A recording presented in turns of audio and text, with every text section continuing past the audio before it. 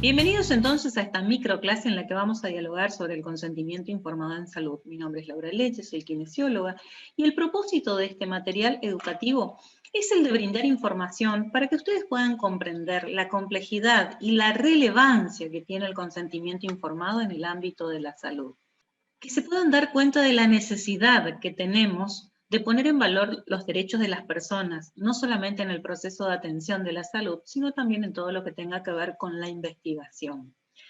Otro de los propósitos de este material educativo es poder contribuir a la utilización racional y legal del consentimiento informado cuando corresponda, y también generar un espacio de reflexión y de introspección respecto de la humanidad, el concepto de humanidad y esta condición de humano que tiene ese paciente o esa persona que acude a nosotros por su condición de salud. Por lo tanto, lo primero que vamos a poner en claro es que en realidad el paciente puede requerir que le ofrezcamos el consentimiento informado para recibir atención por parte del equipo de salud, pero también podría ser que ese consentimiento informado se lo tengamos que ofrecer al paciente cuando lo invitemos a participar de las investigaciones que realizamos.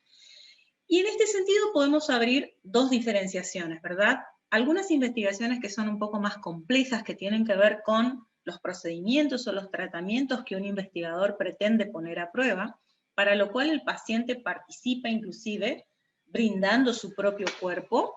Y también hay otro tipo de investigaciones que son un tanto más sencillas, pero no por eso menos importantes, en las cuales el paciente colabora opinando o brindando información respecto de un determinado tema, ¿verdad? En este segundo contexto, el consentimiento informado tiene como misión fundamental la protección básicamente de los datos de las personas, que por ley en nuestro país están resguardados, de modo tal que el consentimiento informado en ese caso tiene como prioridad más importante esto de garantizar el resguardo y el cuidado ético de los datos de las personas. Por lo tanto, hay dos condiciones en las cuales podemos ofrecer el consentimiento informado al paciente. Cuando va a requerir una práctica en salud, cuando viene para que nosotros lo atendamos por alguna condición de salud, o también cuando lo invitamos a participar de alguna investigación. Esa investigación puede ser, por ejemplo, un ensayo clínico controlado, o también podría ser una simple encuesta en la cual nosotros le pedimos que participe, que nos brinde su opinión o sus conocimientos, pero claro, es que en ambos casos debemos resguardar los datos del paciente porque eso lo estipula la ley en nuestro país. Ahora bien, ¿qué es el consentimiento informado? ¿Cómo lo definimos? ¿Qué entendemos por consentimiento informado? El consentimiento informado es la declaración de voluntad del paciente. Y me tomé el trabajo de seleccionar esta definición, que en realidad está en la ley, en la 26742, porque adjetiva la definición inicial del consentimiento informado con una palabra que lo cambia todo, radicalmente, y es la palabra suficiente. Creo que este adjetivo que coloca la ley a esta declaración de voluntad del paciente realmente hace jaque mate a los profesionales de la salud, porque en muchas ocasiones uno está convencido de que realmente ha tomado la declaración de voluntad del paciente, pero cuando la ley dice que debe ser suficiente, realmente es un adjetivo muy potente que podría cambiar el panorama de un profesional de la salud. Esa declaración de voluntad suficiente, que la efectúa el paciente o sus representantes legales, dice la ley que es emitida luego. Y hay otra palabrita muy importante, una pequeña palabra que puede cambiar todo para un profesional de la salud. Luego de recibir por parte del profesional información clara, precisa y adecuada con respecto a 6 aspectos básicos. Así que esta es una definición inicial de consentimiento informado en salud. Por lo tanto, una declaración de voluntad del paciente que sea suficiente y que además sea producida luego de la explicación pertinente, clara, detallada y minuciosa del profesional de la salud que se ha tomado el tiempo para explicarle al paciente en qué consisten estos 6 aspectos básicos que vamos a reseñar. Ahora bien, ¿cuáles son esos aspectos básicos sobre los cuales el consentimiento informado debe brindar información? En primer lugar, tiene que informar sobre el estado de salud del paciente. En segundo lugar, tiene que informar sobre los procedimientos y los objetivos que nos proponemos nosotros como integrantes de un equipo de salud. Tiene que informar sobre los beneficios que nosotros como equipo de salud esperamos lograr con esos procedimientos. Y también, y esta es la parte un poco más delicada, más sensible del consentimiento informado, porque siempre nos preguntamos, bueno, ¿cuál es la mejor manera de lograr? Explicar en ese consentimiento los riesgos, las molestias y los efectos adversos que son previsibles, es decir, aquello que yo puedo tener con cierto margen de previsión. También debe informar sobre los riesgos, los beneficios y los perjuicios de otros procedimientos alternativos a este que le estamos ofreciendo en este momento. Y también debe informar sobre las consecuencias de la no realización del procedimiento propuesto o del alternativo. Fíjense qué importante este último punto. Pocas veces le explicamos al paciente las consecuencias que tiene que él decida no realizar un determinado tratamiento. Bueno, en el consentimiento informado, una de las cosas que se debe explicar al paciente son justamente las consecuencias que pueden suceder como producto de no realizar, ya sea ese tratamiento que le estamos ofreciendo a nosotros, o bien el tratamiento alternativo, que es el que también se le informa al paciente que existe, como para que él, en base al principio de la autonomía, pueda decidir finalmente qué es lo que quiere hacer.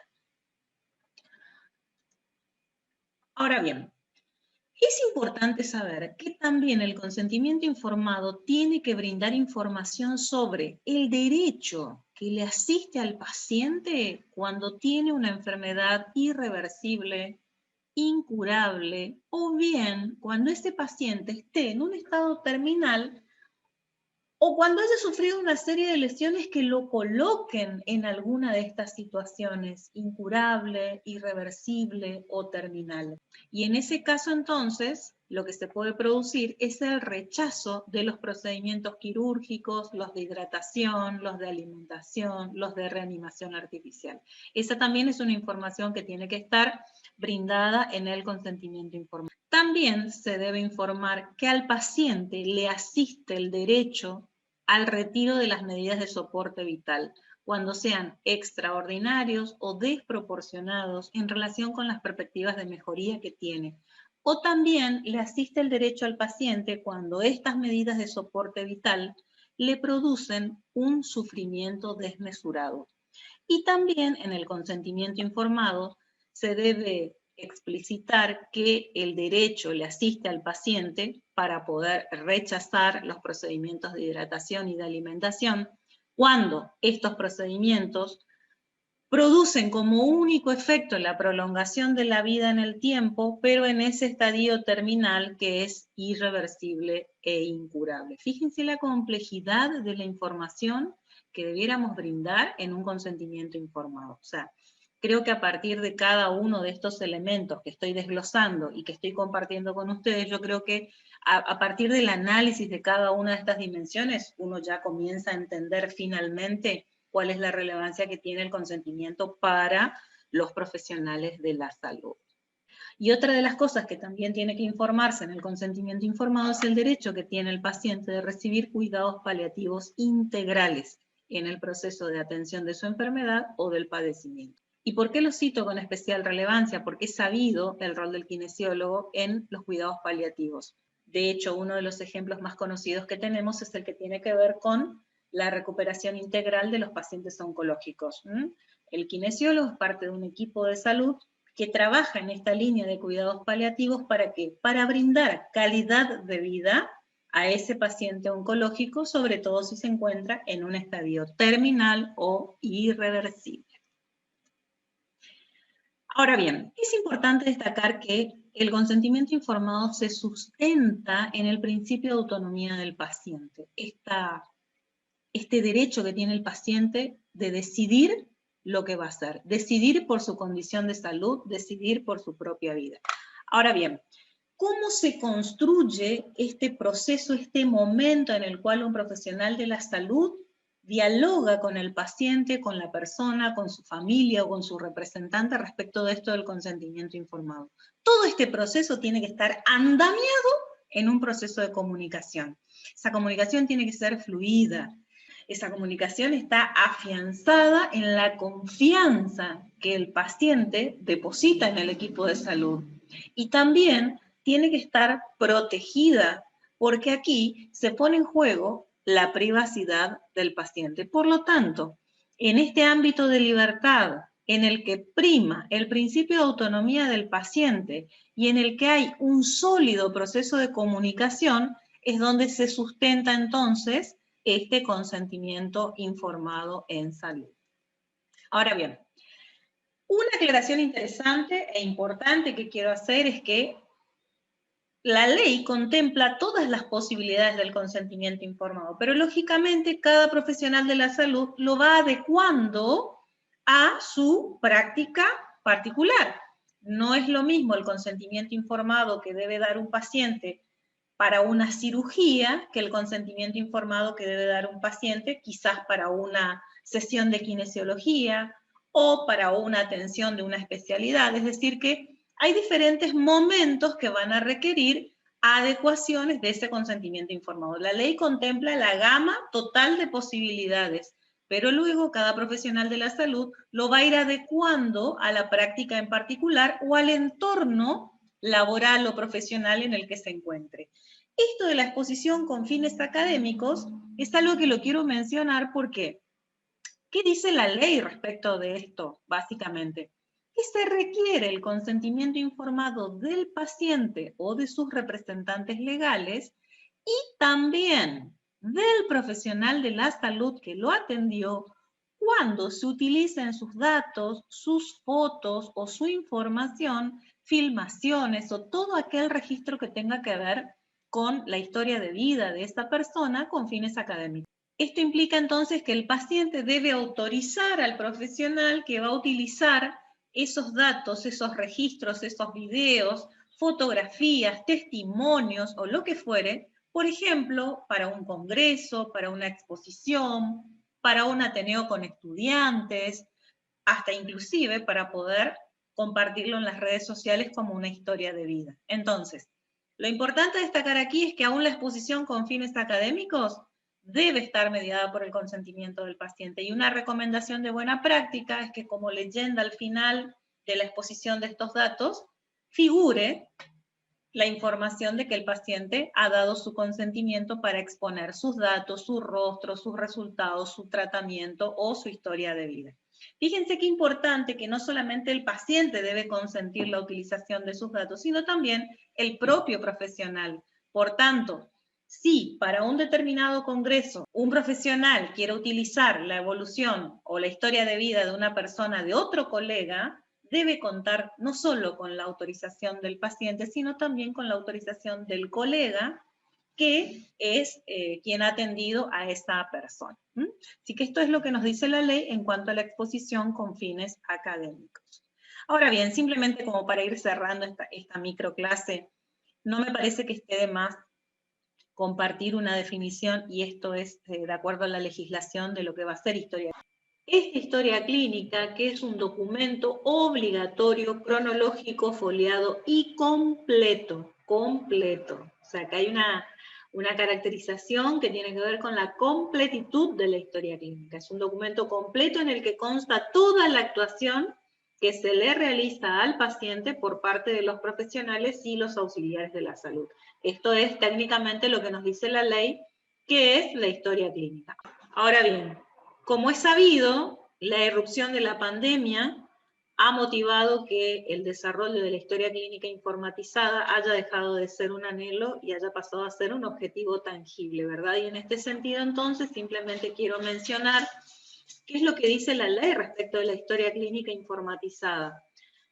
Lo que refiere es que el contenido de la historia clínica se puede confeccionar en soporte magnético y esto requiere que además el profesional de la salud o el equipo de profesionales de la salud, que es el custodio y el que resguarda los datos de la historia clínica del paciente, tengan reaseguros en cuanto a la integridad, a la autenticidad, a la inalterabilidad, la perdurabilidad y la recuperabilidad de los datos. ¿Qué les quiero significar con esto?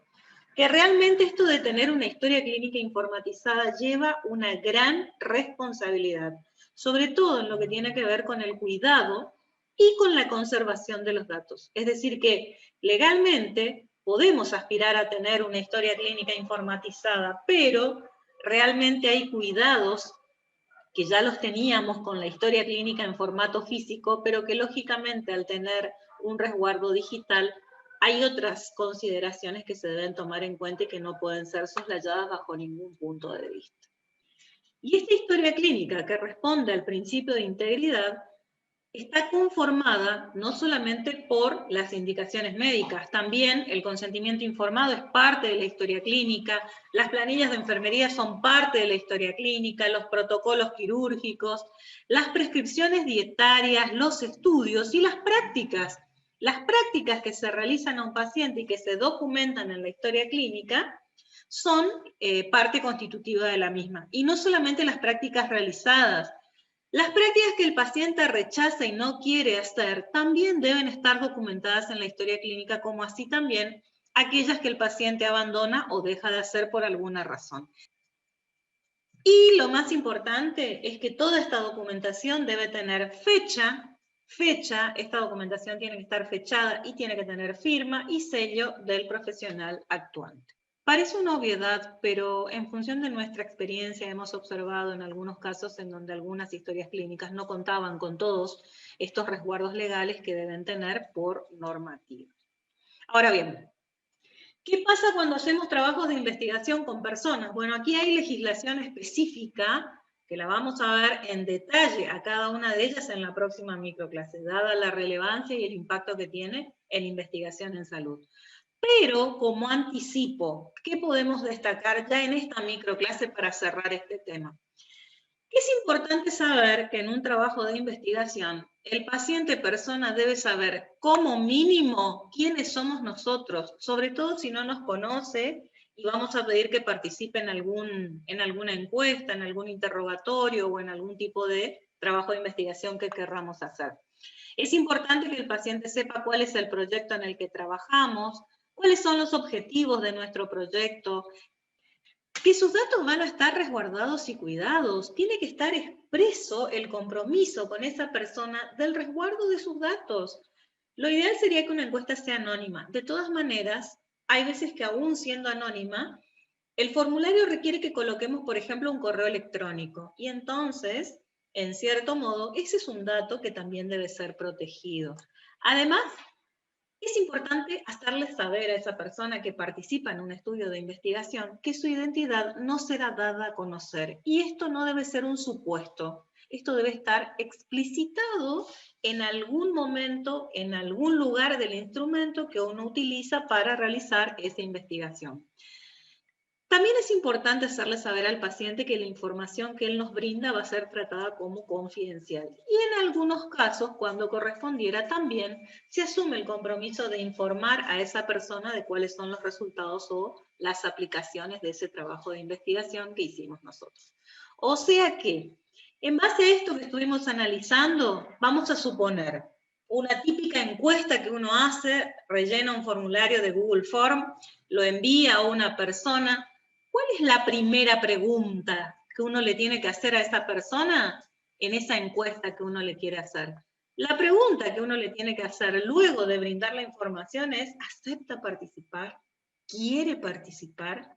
Y antes de responder cualquier otra pregunta de la encuesta, el paciente o la persona tiene que dar clic en aceptar. O sea, esta es la condición primera que requiere una investigación en cuanto a el resguardo de los datos, la confidencialidad de los mismos y el compromiso de este profesional de la salud con esa persona que se ofrece a participar en su investigación. Bien. Hasta aquí entonces desarrollamos contenidos esenciales que tienen que ver con el consentimiento informado. Les vamos a dejar materiales de lectura para enriquecer el estudio de esta temática tan importante para el equipo de salud y vamos a seguir estudiando el tema en la próxima microclase. Muchas gracias.